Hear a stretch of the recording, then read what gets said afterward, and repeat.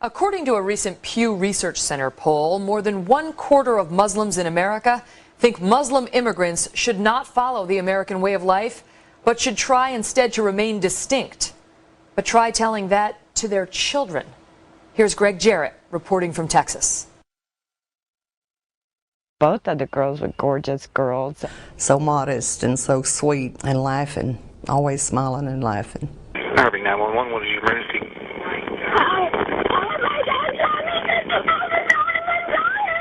What's going on, ma'am? I'm dying, that's what's happening. Oh my God.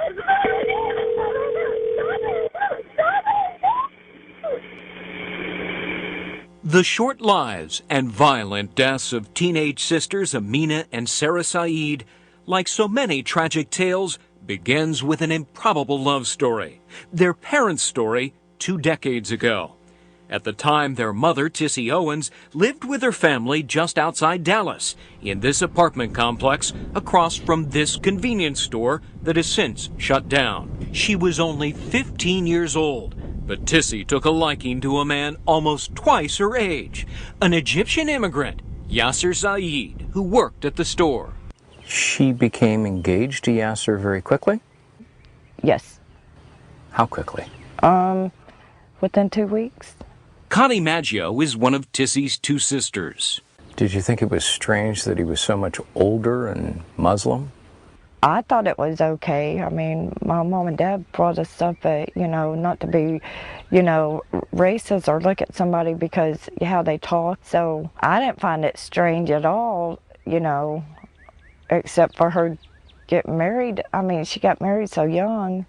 When you heard that Tissy was getting married at the age of 15, what did you think? I wondered why my brother would let his 15-year-old daughter get married. Joyce Boucher is Tissy's aunt. But, then I was told, well, he has a lot of money, he has land in Egypt, and it was kind of like she was going to be some kind of little queen or something. Was any of that true, the land ownership? No, it wasn't true. He worked at a 7-Eleven, Couldn't own too much working at 7-Eleven. The wedding was just a regular Christian wedding. Gail Gartrell is another of Tissy's aunts. The reception? The reception was not. The reception was strange. The Muslim women were all in the kitchen preparing foods, including Tissy. And all the men are sitting in this one back room on the floor with their backs up against the wall, and all the food's in there. The newlyweds quickly started a family, which would straddle both Christian and Muslim traditions. First came a son. They named him Islam. Well, she got pregnant right away with the Islam, and, that was a big deal because it was a boy. A year later, Tissy had a girl, Amina, and another girl the year after that, Sarah. But all was not right in this family. Early on in the marriage, Tissy showed you some pictures. Can you describe those? Yasser was dressed up like jihad and had a knife, holding it to Tissy's throat. As if he was going to behead her? Yeah, to cut her head off. What did you think? I thought, what goes on behind closed doors. And behind closed doors, Tissy's younger sister Connie says she was assaulted by Yasser. He got up and come in the living room and he grabbed me around my breast and pulled me toward his lap, and I'm like, no, leave me alone. And he said, no, it's okay, and tried it again. And so I went to my aunt's house, and I'm very terrified of what just happened. I'm only, 15, 16 years old. My younger sister, she was in the bathroom, and I asked her, I said, has Yasser ever touched you in a way that, you're not comfortable? And that's when she started crying, and she told me, that yes, he had. What was the family's reaction? My mom was horrified. I mean, she was just, please don't tell your dad, he will kill Yasser. My mom was just, was scared, so it never was reported to the police or anything.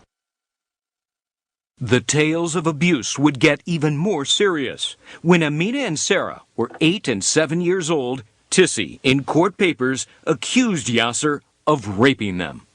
Tissy and the girls left, but eventually returned with Tissy saying she made up the charges. Why do you think, in the end, she went back to him? I think that she was scared. We didn't have a lot of money to just get up and move somewhere else. Whatever went on inside the Saeed home, outwardly, Sarah and Amina grew up to be the kind of all-American teenage girls that would make most any Texas parent proud.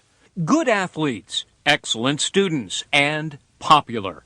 And that, their American family says, would ultimately get them murdered. We'll have more from Greg Jarrett in Texas when Murder in the Family, Honor Killing in America continues.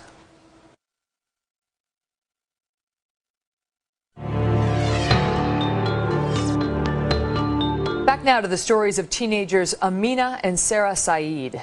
Their mother, Tissy, is a native Texan. Their father, Yasser, is an Egyptian immigrant who married Tissy when she was just 15 years old. It was a troubled household right from the very start, and things got more explosive as the girls became all-American teenagers their father could not control. Here again is Greg Jarrett. Amina and Sarah Saeed were delightful girls. Beautiful, smart, friendly, and popular. Boys inevitably took an interest in them, and vice versa. That did not sit well with their father, says Gail Gartrell, one of the girls' great aunts. Amina had a little boyfriend when she was younger, maybe junior high or ninth grade. And Yasser found out about this boyfriend, and he kicked her in the face. Even still, the girl's mother, Tissy, who'd married Yasser when she was just 15, would help them bend his rules, says Tissy's sister, Connie Maggio. They were not allowed to date Americans, and my sister let them do what teenage girls do. She let them date the boyfriends. Right. Behind Yasser's back. She Why? knew. She knows that's not right. Those girls should have their choice. But Gail Gartrell says she heard that when Yasser found out about the boyfriends, he threatened to kill his girls. He had a gun, and he was waving the gun around. And he said, I'll take you to Egypt where this is legal. Where what is legal? Honor killing. To kill you. Gartrell says Yasser did take Amina to Egypt for another reason. Her dad was trying to marry her off to like a 40-year-old man. She was 16. She was 16. And Amina told her mother, she said, I want to come home. I never want to return to Egypt again. In the fall of 2007, Amina entered her senior year in high school, Sarah her junior. Both had boyfriends on the sly. And according to Maggio and Gartrell, their brother Islam spied on them for their increasingly agitated father. By Christmas, Tissy was worried that Yasser might actually make good on his threats to harm the girls. And once again, she took them away, driving to a relative's place in Kansas, then to Oklahoma. Yasser, who was now driving a cab for a living, reached out to Tissy's sister, Connie. Yasser contacted me and said, you know, please, Connie, don't take sides this time. Me and Tissy worked hard to get this house, and I'm a taxi cab driver, and you know, all I want is Tissy to come back and the girls, and if stuff don't work out, then I'll leave and they could have the house. I mean, he sounded really sincere. You believed him? I did. Joyce Boucher says it was Islam who eventually convinced his mother to return home. It was New Year's Eve. What have you been able to learn about what happened on that terrible night? They feared their father, and yet they ended up in his taxi cab. How did that happen? Well, you know, he controlled them, so if he could talk to them, they were going to do what he told them to do. When they came back from Oklahoma and all, Sarah went back home with her mom. So he had Sarah there at the house. Amina stayed at her boyfriend's. The next day, the way I understand it, Islam kept calling over there, trying to get Amina to come back. We're going to all go have dinner, New Year's